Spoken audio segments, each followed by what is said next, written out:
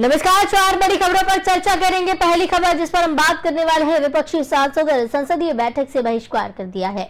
दूसरी खबर जिस पर हम बात करेंगे, एनसीपी के दफ्तर के बाहर नए पोस्टर लग गए हैं, पोस्टर वार छिड़ चुका है। तीसरी खबर पर हम बात करेंगे, शिवराज ने पेशाब कांड पीड़ित का सम्मान किया है। चौथी खबर जिस पर हम बात करने वाले हैं, दिल्ली एनसीआर में मानसून दिखने लगा है और ये मानसून अब रौद्र रूप लेने लगा है। लगातार बारिश हो रही है जिसकी वजह से काफी परेशानियों का सामना करना पड़ सकता है। तो ये 4 बड़ी खबरें हैं जिस पर आज हम बात करने वाले हैं।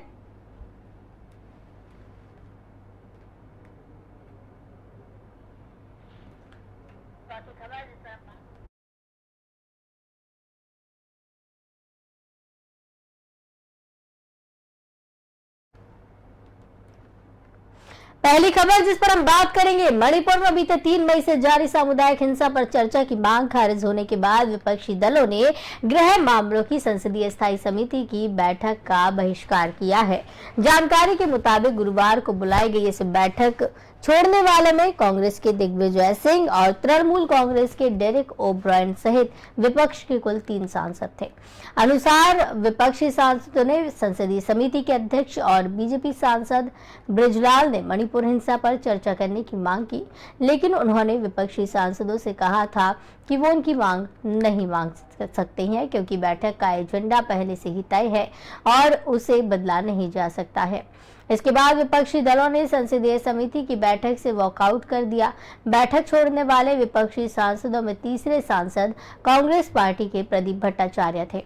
जानकारी के अनुसार संसदीय समिति की ये बैठक जेलों की स्थिति, उनके बुनियादी ढांचे और सुधार पर चर्चा करने के लिए बुलाई गई थी, जिसमें आंध्र प्रदेश, तमिलनाडु और तेलंगाना के जेल अधिकारियों को भी उनके विचार प्रस्तुत करने के लिए आमंत्रित किया गया था। वहीं अन्य राज्यों के अधिकारियों के साथ समिति की ऐसी ही 2 और बैठकें 19 और 27 जुलाई को प्रस्तावित हैं। बताया जा रहा है कि बैठक शुरू होने से पहले विपक्षी सांसदों समिति के प्रमुख बृजलाल से मांग की कि इस बैठक के दौरान मणिपुर हिंसा पर भी चर्चा होने दें।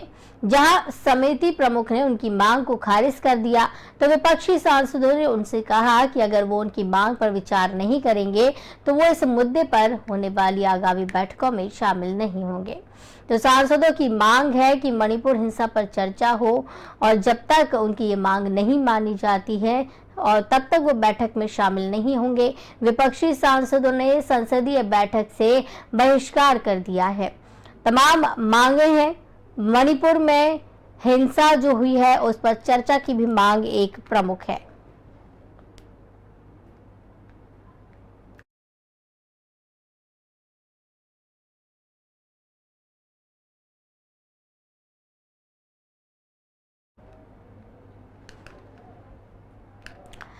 तो बता दें कि दिल्ली में एनसीपी के दफ्तर के बाहर लगे पोस्टर हटा दिए गए हैं। पोस्टर पर शरद पवार के साथ अजीत पवार और प्रफुल्ल पटेल की तस्वीर लगी थी। इसके साथ ही गद्दार लिखा हुआ था। नया पोस्टर जारी किया गया है।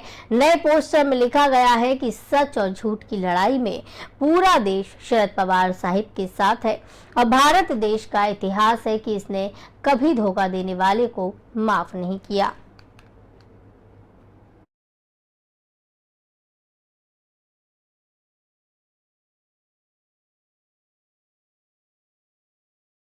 देखिए, महाराष्ट्र में सियासी हलचल मची हुई है।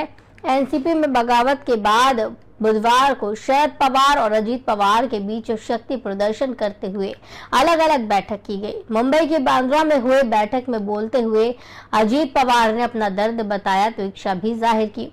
अजीत पवार ने कहा, मैंने 5 बार डिप्टी सीएम के रूप में शपथ ली जो एक रिकॉर्ड है, लेकिन गाड़ी यहीं नहीं रुक गई। अजीत पवार ने कहा कि मुझे दिल से लगता है कि मुझे राज्य का प्रमुख यानी कि मुख्यमंत्री बनना चाहिए।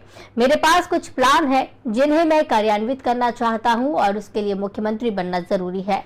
अजीत पवार ने चाचा पवार को रिटायरमेंट की सलाह भी दे डाली है। उन्होंने कहा कि आप कभी रुकेंगे या नहीं।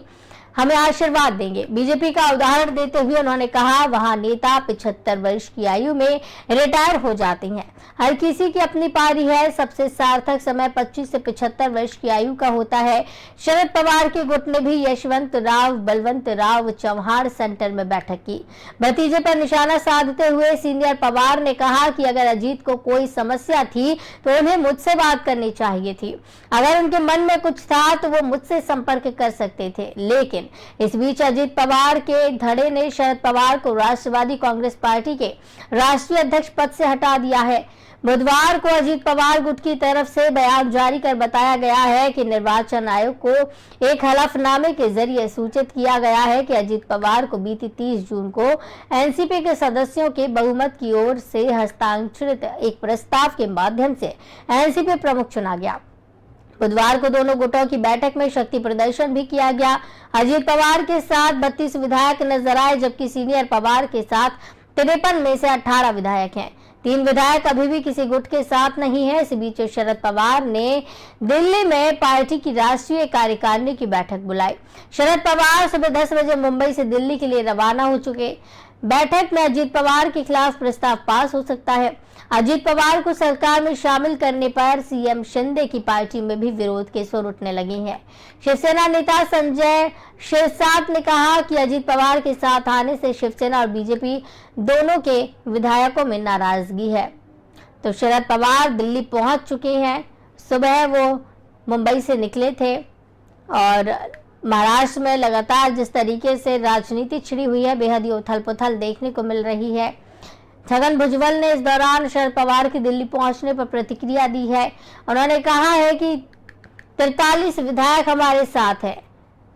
राष्ट्रवादी विद्यार्थी कांग्रेस ने पोस्टर लगाए हैं और ये पोस्टरबाजी तेज होती हुई नजर आ रही है।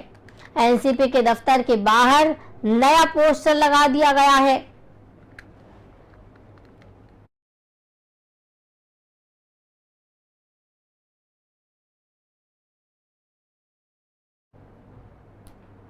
मध्य प्रदेश की शिवराज सरकार सीधी पेशाब कांड मामले में डैमेज कंट्रोल करने में जुट गई है। गुरुवार को मुख्यमंत्री शिवराज सिंह ने पीड़ित आदिवासी दशमतु रावत से सीएम आवास पर मुलाकात की।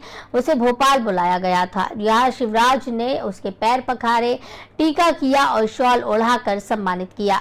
सीएम ने घटना को लेकर दुख जताया और माफी मांगी। सीएम शिवराज ने पीड़ित युवक को गणेश जी की प्रतिमा भेंट की, श्रीफल और वस्त्र दिए। सीएम ने पीड़ित से पूछा कि घर में कोई परेशानी तो नहीं है, कुछ भी हो तो मुझे बताना। शिवराज ने पूछा कि क्या काम करते हैं। पीड़ित ने बताया कि वो कुबेरी की मंडी में पल्लेदारी का काम करता है। सीएम ने पूछा ये भी कि बच्चे क्या करते हैं, उनको छात्रवृत्ति मिलती है या नहीं। पीड़ित ने बताया कि बच्चे को वजीफा मिलता है। शिवराज ने कहा कि मुझे बेहद दुख हुआ है वो घटना को देखकर, इसलिए मैं माफी मांगना चाहता हूं। मेरा कर्तव्य है और मेरे लिए तो जनता ही भगवान है। शिवराज ने दशमत को सीएम आवास में नाश्ता करवाया। बता दें कि सीधी पेशाब कांड मामले में बीजेपी सरकार घिर गई है। कांग्रेस लगातार आदिवासी समुदाय का अपमान करने का आरोप लगा रही है। कांग्रेस नेता राहुल गांधी ने भी शिवराज सरकार पर हमला बोला था। राहुल ने कहा था कि बीजेपी राज्य में आदिवासी भाइयों और बहनों पर अत्याचार बढ़ते जा रही है। मध्य प्रदेश में एक बीजेपी नेता के अमानवीय अपराध से सारी इंसानियत शर्मसार हुई है। ये बीजेपी का आदिवासी और दलितों के प्रति नफरत का घिनौना चेहरा और असली चरित्र है। मध्य प्रदेश के सीधी में एक आदिवासी पर युवक ने पेशाब किए जाने का मामला सामने आया। इसका वीडियो भी देखा गया। आरोपी प्रवेश शुक्ला पर एक्शन लिया गया। सीएम शिवराज सिंह चौहान ने कहा है कि आरोपी पर एनएसए लगाया जाएगा। इस तरह की घटनाएं बर्दाश्त नहीं होंगी। आरोपी के घर बुलडोजर का एक्शन लिया गया। उसे बुधवार को अरेस्ट कर लिया गया था। जांच में सामने आया कि पेशाब करने वाला युवक बीजेपी नेता है। कहा गया कि पेशाब करने वाला युवक बीजेपी विधायक केदार शुक्ला का प्रतिनिधि प्रवेश शुक्ला है। हालांकि बीजेपी विधायक ने खुद प्रवेश से पल्ला झाड़ दिया। केदार शुक्ला ने कहा कि प्रवेश उसका प्रतिनिधि नहीं है। करीब एक हफ्ते पुराने इस वीडियो के सामने आने के बाद केस दर्ज कर लिया गया। आरोपी के खिलाफ धारा 294, 506 SC/ST एक्ट के तहत एनएसए की कार्रवाई की जा रही है। दरअसल सीधी जिले के कुबरी गांव का पेशाब कांड ये वीडियो ऐसे वक्त पर सामने आया है जब मध्य प्रदेश में विधानसभा चुनाव भी नजदीक हैं।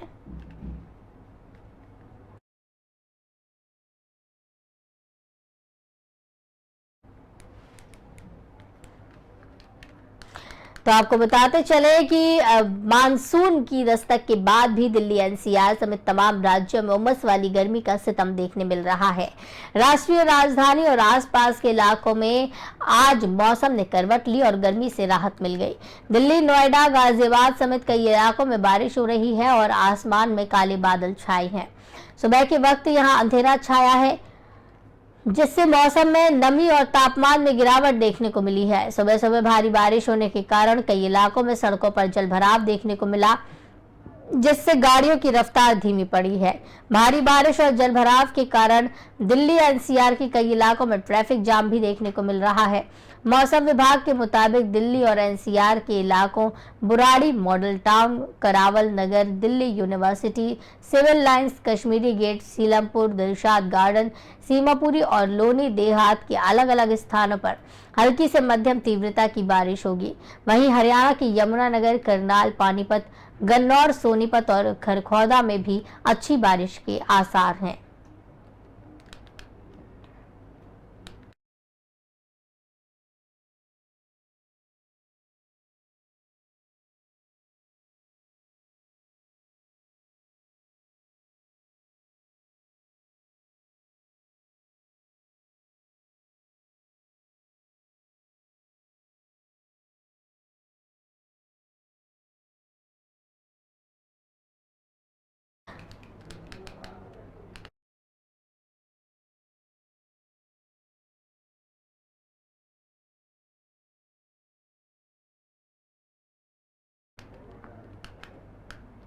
तो चार बड़ी खबरों पर बात की हमने। पहली खबर जिस पर हमने बात की है, विपक्षी सांसदों ने संसदीय बैठक से बहिष्कार कर दिया है। मांग की जा रही है मणिपुर को लेकर चर्चा करने की।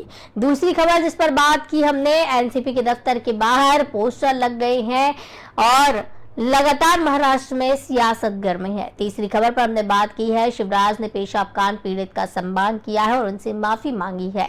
चौथी खबर पर हमने बात की है, मानसून अपना रौद्र रूप दिखाने लगा है। दिल्ली एनसीआर में पानी भर चुका है, लोगों को परेशानियां हो रही हैं। तो ये चार बड़ी खबरें जिस पर हमने चर्चा की है। फिलहाल मेरे साथ इतना ही, मुझे दीजिए इजाजत, नमस्कार।